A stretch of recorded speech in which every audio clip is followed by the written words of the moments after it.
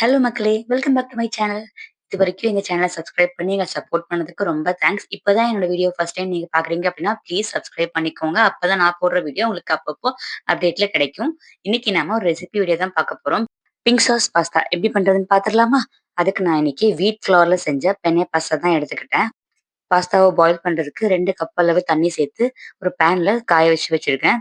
தண்ணி கொஞ்சம் சூடான உடனே இந்த பாஸ்தாவ போட்டு, அதுக்கு தேவையான அளவு உப்பும், கொஞ்சமா ஆயிலும் சேர்த்து வேக வச்சு எடுத்துக்கலாம்.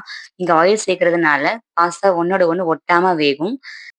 பாஸ்தாவ எவ்வளோ நேரம் வேக வைக்கணும்னு சம்டைம்ஸ் இந்த பேக்கிங்லயே இருக்கும். என்னோட பேக்கிங்ல 11 மினிட்ஸ் இருந்துச்சு. நான் வேக வச்சு எடுத்துக்கிட்டேன். ஸோ பாயில் பண்ணி எடுத்த உடனே ஃபில்டர் பண்ணிட்டு இந்த மாரி கோல்ட் வாட்டர்ல வாஷ் பண்ணிறணும். நெக்ஸ்ட் பாஸ்தா பண்றதுக்கான இன்கிரீடியன்ட்ஸ் பட்டர், ஸ்வீட் கார்ன் நான் பாயில் பண்ணி வச்சிருக்கேன். அது கூடவே வேக வச்சிருக்க கேரட், பீன்ஸ், அதுக்கப்புறமா green, red and yellow colour bell pepper, onion, தக்காளி இன்னைக்கு நல்லா பேஸ்ட் பண்ணி எடுத்து வச்சிருக்கேன். காய்ச்சின பால், நம்ம வேக வச்சு எடுத்து வச்சிருக்க பாஸ்தா, அண்ட் தென் வீட் flower, tomato ketchup and spring onion, அப்புறம் பொடி பொடியா சாப் பண்ணி வச்சிருக்க கார்லிக், ஜிஞ்சர், இது எல்லாத்தையும் ஒண்ணா எடுத்து வச்சுக்கிட்டேன். ஸோ இது கூடவே நம்ம தேவையான அளவு உப்பையும் எடுத்து வச்சுக்கணும். ஆயில் நான் இன்னைக்கு கொஞ்சம் எடுத்துக்கிட்டேன் அது கூட. ஃபர்ஸ்ட் இப்போ வெஜிடபிள்ஸ் எல்லாத்தையுமே சாட்டே பண்ணி எடுத்துக்கலாம். அதுக்கு ஒரு சின்ன பீஸ் பட்டர், பட்டர் மெல்ட் ஆன உடனே நம்ம கட் பண்ணி எடுத்து வச்சிருக்க ஆனியன், நான் இன்னைக்கு ஒரு ஆனியன் எடுத்துக்கிட்டேன் பெரிய சைஸ்ல. அது கட் பண்ணி இந்த மாதிரி சேர்த்துக்கிட்டேன். ஸோ ஆனியன் நல்லா வதங்கினதுக்கு அப்புறமா நம்ம கட் பண்ணி வச்சிருக்க பெல் பெப்பர்ஸ் எல்லாத்தையும் சேர்த்து நல்லா வதக்கிடணும். ஸோ அதோட கிரன்ச்சினஸ் போகாத அளவுக்கு நம்ம வதக்கி எடுத்துக்கணும். நெக்ஸ்ட் நம்ம பாயில் பண்ணி வச்சிருக்க கேரட், பீன்ஸ் எல்லாம் சேர்த்ததுக்கு அப்புறமா கொஞ்சமா ஆரிகானோ சேர்த்துக்கிறேன். ஆரிகானோ சேர்த்ததுக்கு அப்புறமா கொஞ்சமா பெப்பரும் சேர்த்துக்கிட்டேன். ஸோ காரத்துக்கு நம்ம வேற எதுவுமே சேர்க்கல, பெப்பர் மட்டும்தான்.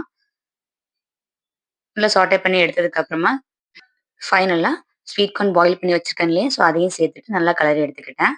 இது கிளறிட்டு இது ஒரு சைடுல எடுத்து வச்சுக்கலாம். ஸோ அதே பேன்ல நெக்ஸ்ட் பிங்க் சாஸ் பண்றதுக்கு ரெடி பண்ணிடலாம். இதுக்கு 2 ஸ்மால் சைஸ் கியூப்ல இருக்க பட்டர் சேர்த்துக்கிட்டேன். பட்டர் மெல்ட் ஆன உடனே சாப் பண்ணி வச்சிருக்க கார்லிக், ஜிஞ்சர்லாம் சேர்த்துட்டு நல்லா அரோமா வர அளவுக்கு சாட்டே பண்ணிக்கணும். அது வதங்கினதுக்கு அப்புறமா நம்ம எடுத்து வச்சிருக்க வீட் ஃப்ளார சேர்த்து நல்லா அதோட ரா ஸ்மெல் போற வரைக்கும் நல்லா இந்த மாதிரி சாட்டே பண்ணி எடுத்துக்கலாம். நெக்ஸ்ட் நம்ம காய்ச்சி வச்சிருக்க பால் சேர்த்துக்கலாம். பால் சேர்த்த உடனே கொஞ்சம் கெட்டியாகும், லம்ப்ஸ்லாம் ஃபார்ம் ஆகும். அது இல்லாத வரைக்கும் நமக்கு கை விடாம கிளறிக்கிட்டே இருக்கணும். நல்லா திக்காகி கிரீமி கன்சிஸ்டன்சில வரும். அந்த டைம்ல நம்ம அரைச்சு வச்சிருக்க தக்காளி பேஸ்ட் இதில் ஆட் பண்ணிட்டு, நம்ம பாயில் பண்ணி வச்சிருக்க வெஜிடபிள்ஸையும் ஆட் பண்ணி நல்லா கிளறி விட்டுக்கலாம். ஒரு 2, 3 மினிட்ஸ் நல்லா அது கொதிச்சதுக்கு அப்புறமா அதை ஆட் பண்ணுங்க. வெஜிடபிள்ஸ் எல்லாத்தையுமே இதை நல்லா மிக்ஸ் பண்ணி விட்டுட்டு ஒரு 2 மினிட்ஸ் அப்படியே விட்டுடுங்க. அதுக்கப்புறமா நம்ம பாயில் பண்ணி வச்சிருக்க பாஸ்தாவையும் சேர்த்துட்டு கொஞ்ச நேரத்துக்கு ஃப்ரீயா விட்டுருங்க. ரொம்ப கிளறினீங்க அப்படின்னா பாஸ்தா உடஞ்சிரும். ஸோ லைட்டா அதை கிளறி விட்டுட்டு கொஞ்ச நேரத்துக்கு ஃப்ரீயா விட்டுருங்க. கூடவே நான் இன்னைக்கு மைனஸ் எடுத்திருக்கேன். மைனஸ் வந்துட்டு வெஜ் மைனஸ் தான் இன்னைக்கு நான் எடுத்திருக்கேன். வீட்ல செஞ்சதெல்லாம் கிடையாது. கடையில வாங்கினது தான். ஸோ சேர்க்கும்போது எனக்கு கொஞ்சம் கிரீமியா இருக்கும் பாஸ்தா.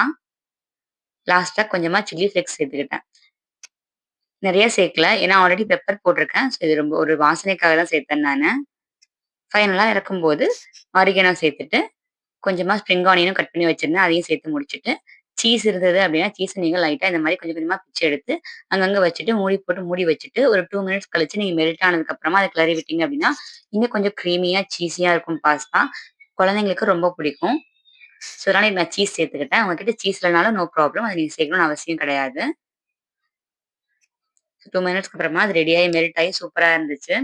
இதுல நம்ம நிறைய வெஜ்ஜீஸ் சேர்க்கறதுனால குழந்தைங்களுக்கு தாராளமா குடுக்கலாம். இன்னொன்னு நான் இதுல எந்த மைதாவோ எதுவும் சேர்க்கல. அவ்வளோதாங்க. பிங்க் சாஸ் பாஸ்தா ரெடி ஆயிடுச்சு. இப்ப எங்க வீட்டு குட்டி சாருக்கு குடுத்து டேஸ்ட் பண்ண சொல்லிரலாமா? சாருக்கு பாஸ்தானா ரொம்ப பிடிக்கும். ஸோ ரெடியா இருக்காரு.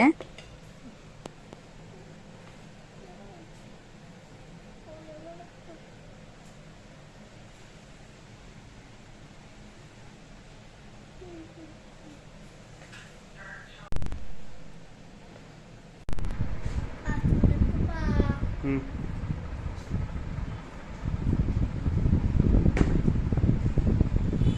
எப்படி இருக்கு?